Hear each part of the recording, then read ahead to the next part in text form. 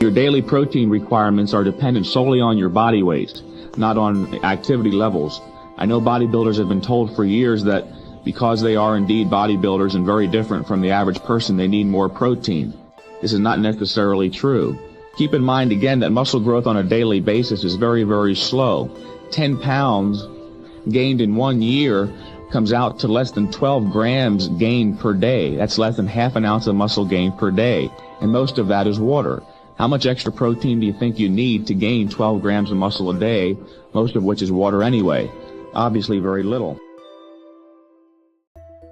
For individuals engaged in high-intensity training, the average person typically requires a higher protein intake to sustain and build muscle effectively.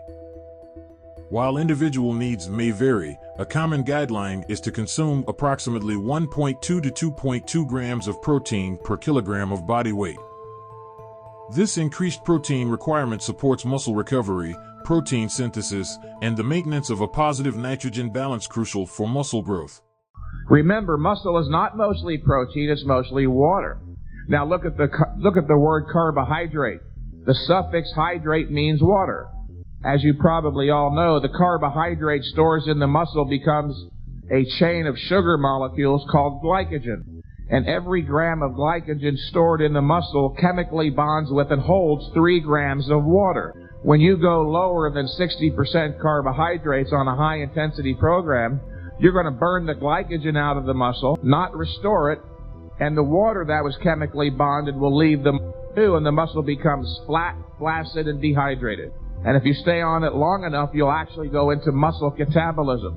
Your muscle will actually break down, go to the liver, and through a very complicated process called gluconeogenesis, will turn your own body's protein into sugar. So sugar ain't the bogeyman it's been made out to be. It should predominate in a well-balanced diet. It's also crucial to remember that when you engage in intense training, your muscles undergo stress, depleting their glycogen stores, the primary energy source during exercise. After a vigorous workout, when you provide your body with adequate carbohydrates, a remarkable process unfolds in the muscle. The consumed carbohydrates are broken down into glucose, swiftly replenishing the glycogen reserves within the muscle fibers. As this replenishment occurs, the muscle cells rehydrate, drawing in water that chemically bonds to the glycogen molecules. This dynamic combination not only restores the muscle's energy stores, but also enhances its volume and fullness, creating an optimal environment for recovery and growth.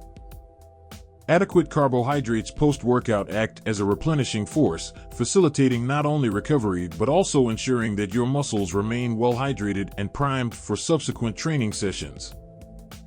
This is integral for sustaining muscle volume and preventing the muscle from appearing flat, placid, and dehydrated. The warning here is significant. Falling below 60% carbohydrates, especially during high-intensity programs, can result in the burning of glycogen from the muscles without proper restoration.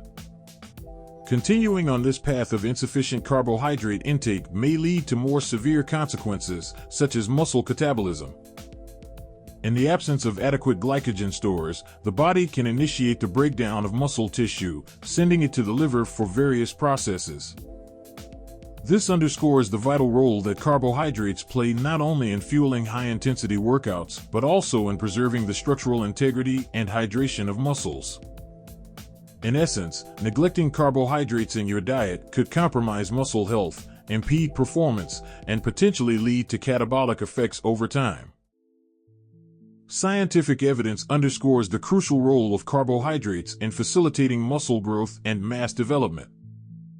Carbohydrates serve as the body's primary and preferred energy source, especially during high-intensity resistance training. When consumed, carbohydrates are broken down into glucose, providing the energy necessary for intense workouts. Importantly, carbohydrates play a pivotal role in replenishing glycogen stores within muscles post-exercise. This glycogen replenishment, accompanied by water retention, contributes to the muscle's fullness and volume.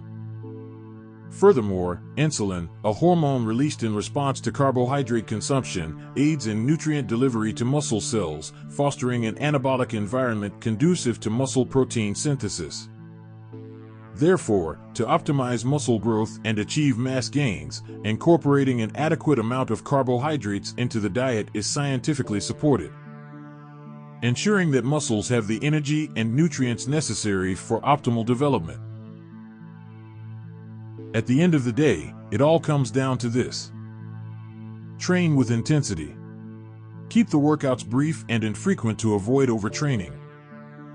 And eat a balanced diet that consists of 60% carbs, 25% protein, and 15% fats. Thanks for watching. If you enjoyed the video and the information provided, please check out more of my videos and subscribe to my channel. Also check out my online store for heavy-duty and other Mike Mentzer designed t-shirts, hoodies, coffee mugs, and more. The link will be in the description. Train like Mike.